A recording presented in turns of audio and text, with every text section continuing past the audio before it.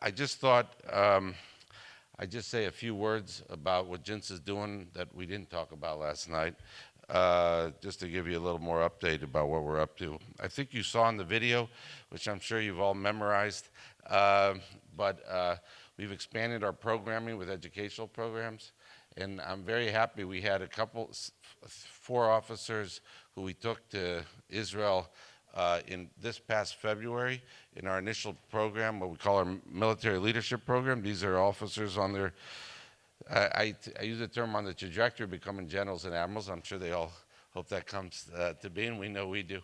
But really outstanding officers from each service. And this morning, I know we have a couple officers that will be going in our two Air Force officers that will be going in this coming February, and we're going to be taking 30 from all five Army, five Navy, 10 Air Force, 10 Marines. We find the Air Force and the Marines, they tend to be a little more aggressive about this, and they're very eager to go, and we're really happy to have them all. Um, and that's been our new program, in addition to our General and Admirals program. And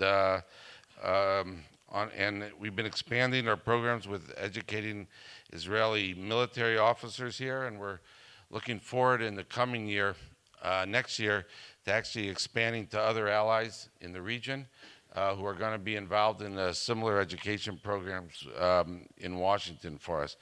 I'll just say one thing because it's an introduction. I think I might just stop here.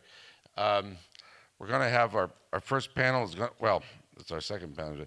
Our first panel is going to be on Syria. Our second panel is going to be on the Eastern Med. So we're fortunate to have on both panels Ambassador Eric Edelman, who co-chairs our Eastern Med program with General Chuck Wald, who was here last night. And this is a task force, a policy project that we began earlier this year. Um, we saw what's been going on in the region with Turkey. My own personal views, I think some of the panels will be slightly tougher on Turkey than Senator Graham was, I think, last night. But we see what's going on the negative side with Turkey that's been trending for now a number of years, um, and uh, and how he's championed Muslim Brotherhood groups, and obviously in Gaza and Egypt, uh, Qatar, with other places in the region, uh, buying S-400s from the Russians, aligning himself with the Russians in the region. It's been very disturbing from a NATO ally. Meanwhile, you see some positive developments going on in the region, um, partly because of Turkey and partly because of natural gas. On the positive side, it's Israel and Cyprus and Greece and Egypt really working together. And they have this Hellenic Forum that they met that actually Secretary of State Pompeo even participated in a meeting in Israel. I think it was in March, or it was certainly earlier this year. I think it was in March, which was actually a big deal. And so you see this positive development about those countries in the Eastern Med that are aligning themselves, and historically that's been a very important region. People don't usually use that term as much. We're trying to get it back into vogue. We have a program called uh, the Gettler Foundation in Cincinnati supports us taking a trip, taking retired American generals to a country of interest in the region. And we went to Egypt last year. We went to Greece this year. We're going to Azerbaijan next year. And for any of you who want to attend the one Azerbaijan, please talk to Harris standing up over there, and we could tell you about that. With the ambassador, we're very friendly with the Azerbaijani ambassador, with Azerbaijan in general.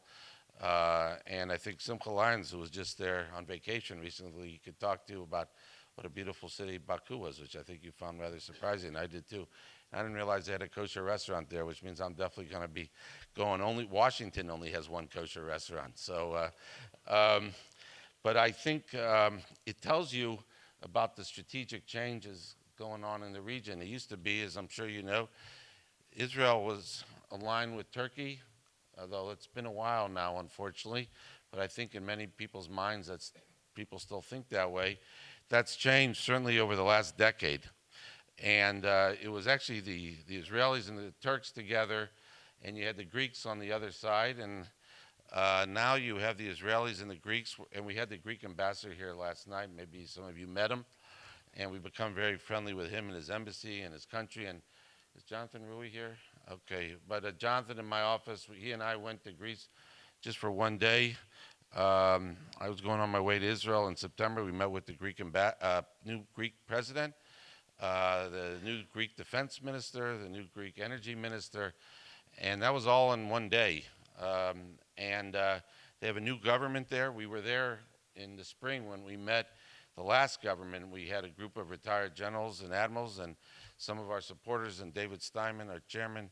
And that was a left-wing government, communist really, and they moved and became actually more, realized they had to work closer with the United States and work closer to Israel. Now you have a right-of-center government, which instinctively is more pro-American and sympathetic to Israel.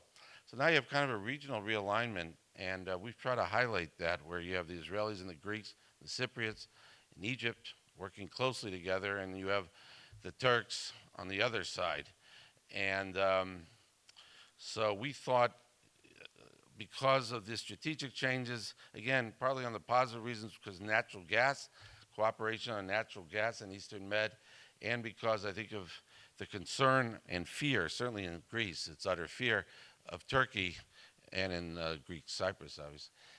Then you see these countries, things have changed in the region, and you don't hear a lot about Greece in Washington.